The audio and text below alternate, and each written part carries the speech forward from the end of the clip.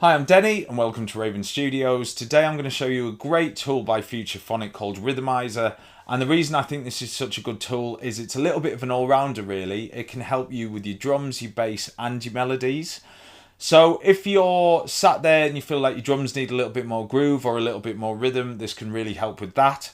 Also the same with your bass lines and your melodies. Some days we sit there and things just don't seem to be working. You might go round in circles and it just becomes very uninspiring and takes the fun out of the music production. I find this is a great tool on those days especially. It really helps you and can make you think outside the box musically.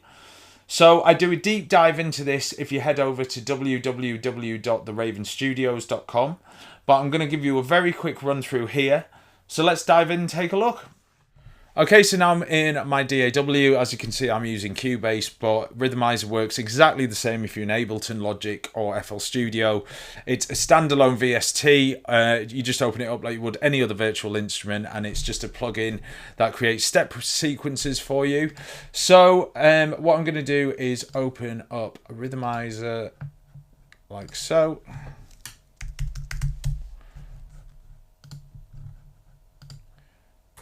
And that's it there. Now what I need to do, because this just creates the actual rhythms and the patterns, I actually need to run it through something, a synth or a sound, for it to actually trigger the sound.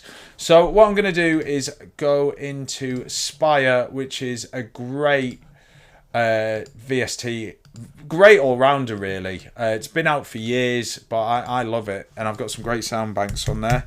So I'm going to go into this. It's just got a little bit more of a weighty, rounded sound than a normal Korg M1, I think, for these classic house sounds.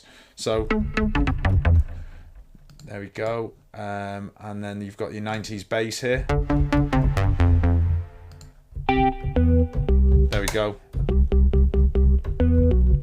So that's what we want, that organ sound.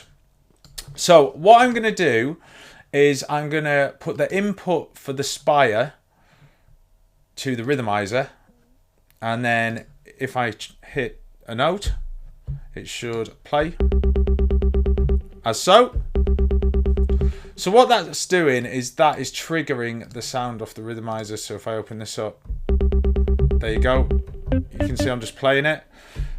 So I can manipulate the groove, the step sequence in terms of time signature, the density, velocity. There's an LFO here, which when you open up, it changes. So just change. There's a gate as well.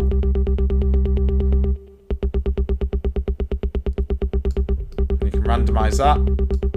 So that what that does is that just manipulates the sound. It gives you a little bit more control. I can change the step sequence.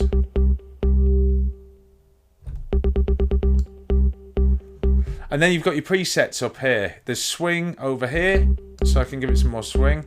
I can humanize it, which just gives it a bit more of a human touch, as if they were actually playing it. That's great if you're using it within drums. I'm just going to show you the bass line here. So if I go to the presets and I go to, let's have a look in the low end. So you can see there's a step sequencer here, and that's the playing. You can manipulate that.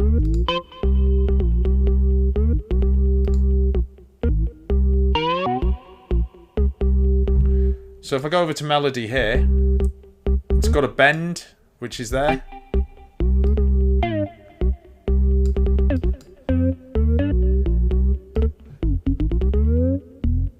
So you can get really wonky sounds out of it. Obviously, I don't want anything too crazy. So let's keep going.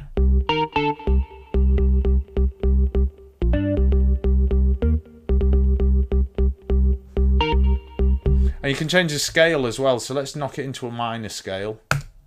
And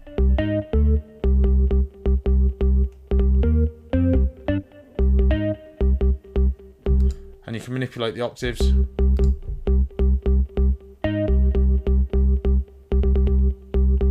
I quite like that, so it's in the major there. You can change it to minor. That's on the poly stack, so if it's a stack sound. So let's just play that with the track. And what it also automatically does, the Rhythmizer syncs to the BPM of the track. So no matter what rhythm or step sequence it plays it in the time of the track.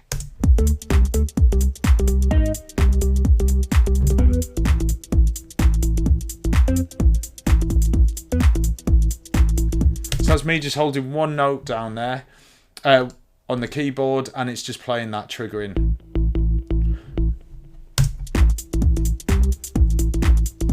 So let's record it.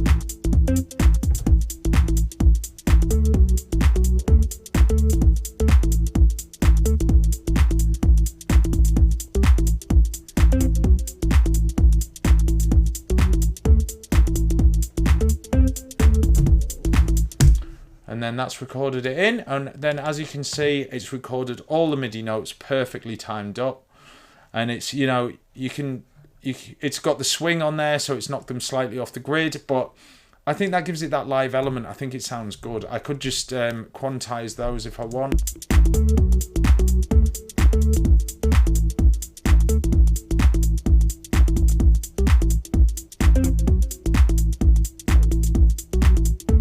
So I really like this section actually. Put that there. Let's loop this up because I think there's something quite nice here.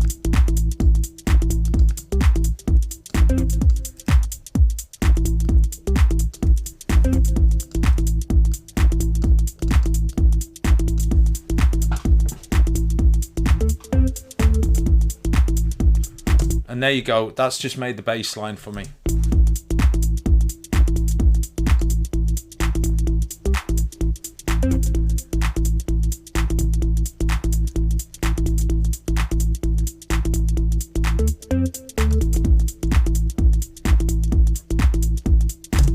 And it's that easy. That's what you can do with it. You can also do, like I say, other melodies and drums, and I do go into that as mentioned on the ravenstudios.com website, so please check us out there and you'll be able to see the full video how I really get into here and can build a track with it.